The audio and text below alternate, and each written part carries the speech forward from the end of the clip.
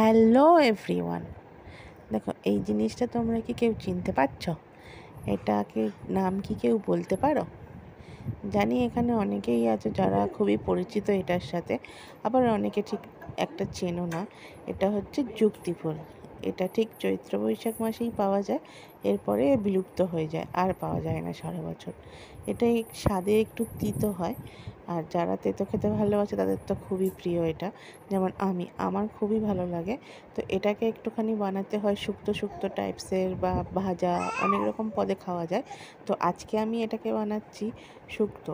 এখানে দেখো ডাঁটা নিয়েছি, আলু নিয়েছি, বেগুন নিয়েছি, আর নিয়েছি রাঙা আলু, মানে মিষ্টি আলু। তো এটাকে কি করতে হবে, এইভাবে কড়াইয়ের মধ্যে পাঁচফোড়ন দিয়ে কাঁচা লঙ্কা দিয়ে ভাজা ভাজা করে নিতে হবে। এটা একেবারে নিরামিষভাবেও বানানো যায়, সেটাও স্বাদে খুব ভালো হয়। আর এটাকে আমি আজকে ট্রাই করলাম একটু পেঁয়াজ দিয়ে। তো এটা পরিমাণে একটু বেশি করে পেঁয়াজ দিয়েছিলাম, দেখা যাক কেমন স্বাদে আসে। তো যার জন্য করে আমি পেঁয়াজ দিয়ে প্রথমে ডাঁটাগুলো দিয়ে ভালো করে ভেজে নিয়েছি, ডাঁটার কাঁচা ভাব গন্ধটা যাতে চলে যায়।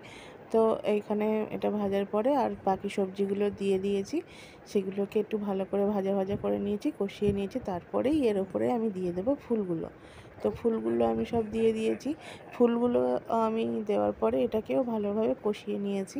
যে একটু আগেই ফুলটা দিতে হবে যাতে একটু ভালোভাবে কষানো হয়। তো দেখো এখানে আমি ফুলগুলো দিয়ে ভালো করে ভাজা ভাজা করে কষিয়ে নিয়ে একবারে লাস্টে বেগুনগুলো দিয়ে আমি জল দিয়ে দিয়েছি। তো এইভাবে এটাকে হতে দিলেই এটা রেডি হয়ে যাবে।